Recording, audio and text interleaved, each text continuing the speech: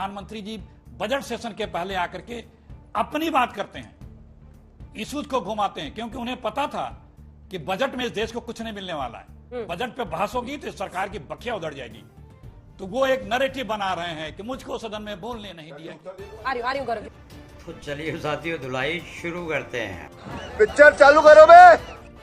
ये वर्डिक्ट ऐसा है कि जनता ने कहा है हमें एक मजबूत विपक्ष चाहिए, लेकिन उन्होंने एनडीए की ही पार्टियों को गठबंधन की सरकार बनाने का मौका फिर से दिया, ये जानते हुए कि नरेंद्र मोदी ही फिर से प्रधानमंत्री बनेंगे। अच्छा, और जाहिर तौर पर आप लोगों को ये फैसला पसंद नहीं आ रहा होगा, आपको इसके खिलाफ संघर्ष भी करना चाहिए, विपक्ष की आवाज जोर शोर से उठनी चाहिए, लेकिन निजी तौर पर पीएम पर हमला करना, अबे तरह की भाषा का इस्तेमाल करना सही कैसे ठहराया जा सकता है संसद के अंदर? वाह दीदी वाह। अभी बता है भाई, अभी जी देखिए, जब आप भाषा की मर्यादा की बात करेंगे और ये कहेंगे कि सबसे ज्यादा मर्यादित भाषा किसकी है इस देश के पॉलिटिशियनों में पिछले 10-11 वर्षों से, तो उसमें तो मोदी जी का कोई मुकाबला ही नहीं है। चाहे सदन हो या सदन के बाहर, आप रिकॉर्ड उठा के देख लें, सबसे ज्यादा अमर्यादित भाषा, अलोकप्रिय भाषा, अपमान सूचक, उपहास सूचक, परनिंदा, आत्म प्रशंसा की भाषा। इसी सदन में नेता प्रतिपक्ष को आदरणीय मोदी जी ने बाल बुद्धि कहा। आप इसकी सराहना करेंगे क्या अंजना जी? आप बोल।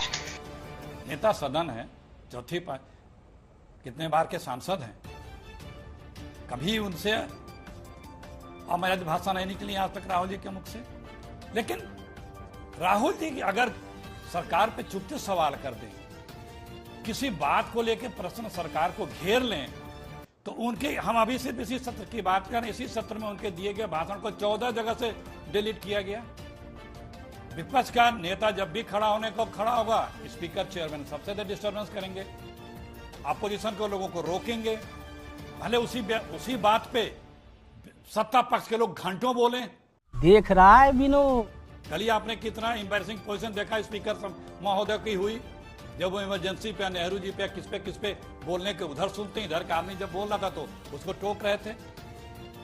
आप कितने लोगों को स्पंज किया जाता है किसी ऐसे तीखे सवाल सरकार से जब होते हैं तो विपक्ष के द्वारा। उनकी भाषा, विपक्ष के नेताओं की भाषा देख लीजिए। अभी पिछले ही सदन में कितनी अमर्यादित भाषा एक हमारे मुस्लिम सांसद के लिए क्या क्या बोला गया, और तमाम मिनिस्टर बोलते रहते हैं, पूरी बड़ी लंबी फहरिस्त है। ऐसी चुनाव में मोदी जी के भाषण देख लीजिए, रोज के मोदी जी के आप सुनेंगे तो खुद शर्म आती है कि हमारे प्रधानमंत्री जी कितनी ओछी भाषा का प्रयोग करते हैं। प्यारी समझ गई। भाई आप परेशान हो, दुखी हो, आप आप आत्मबल आप में नहीं बचा है, संख्या बल बड़े इकट्ठा करके आप सरकार बना लियो, लेकिन नैतिक बल, आत्मबल आप में नहीं बचा है। आप परेशान हैं। आप ही तो हाउस में बोलते थे एक अकेला सब पे भारी, ठीक है, निकल गई है घड़ी सारी। ठीक। कर्नाटक में 1200 किसानों की आत्महत्या पर राहुल गांधी की चुप्पी, और यहां पर किसान आंदोलन को फिर नए सिरे से आगे बढ़ाने की, मतलब जो आरोप बीजेपी का है उस पर एक छोटा सा जवाब, और जो अन्य आरोपों लगा रहे थे आपकी पार्टी।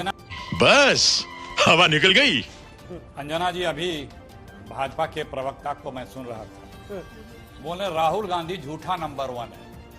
हम तो अगर किसी की निंदा भी करते हैं तो सम्मान सूचक के साथ तथ्यों के आधार पर निंदा करते हैं। इस तरह से अभिमान में चूर होकर के, ये बीजेपी की कल्चर है। दोगलापन कई बार शब्दों का प्रयोग किया, बीच में ना बोल। मेरे भाई बीच में गौरव जी और कई बार, गौरव जी सुनिए प्लीज, गौरव जी मैं जवाब लूंगा, अरे मैं जवाब दूंगा। और कई बार ये गौरव जी, जो कई बार प्रयोग किया दोगलापन, ये कैसी भाषा है? ये संस्कारी भाषा है। ये आप किसी पे इस तरह के आरोप लगा रहे हैं क्योंकि आपकी पार्टी के, आपका नेता का ये संस्कार है जो आप अपना प्रकटीकरण कर रहे हैं।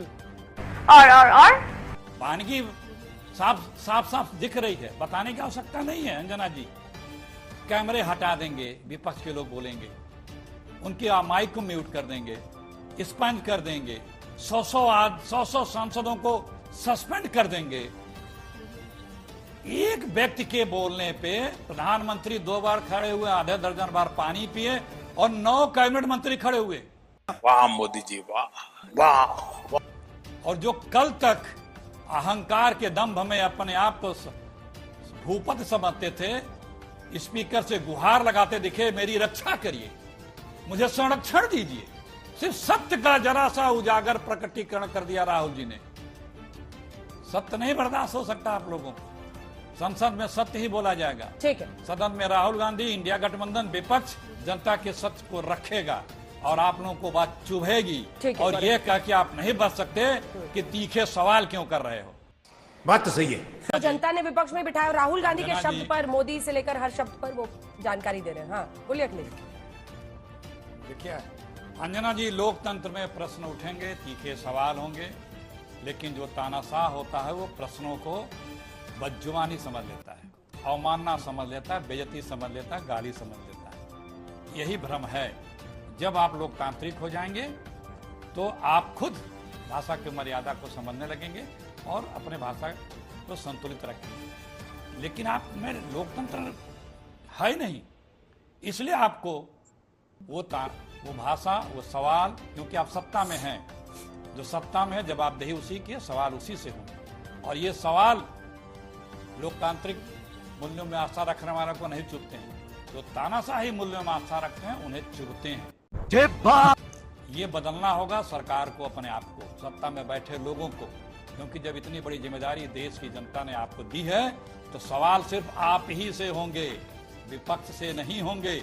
और तीखे सवाल होंगे, कभी कभी गुस्से में भी सवाल होंगे, और इसकी अपेक्षा भी रखनी चाहिए, क्योंकि इतना आपको दिया है तो उसी के अनुपात में सवाल भी आपसे होंगे। ये बड़ी अच्छी बात कही आप।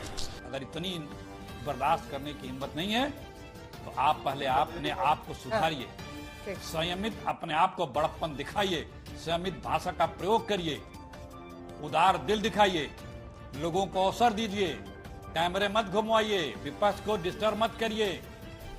मजा आया, और मैं ये जो मजा है हिंदुस्तान के हर व्यक्ति को देना चाहता हूं।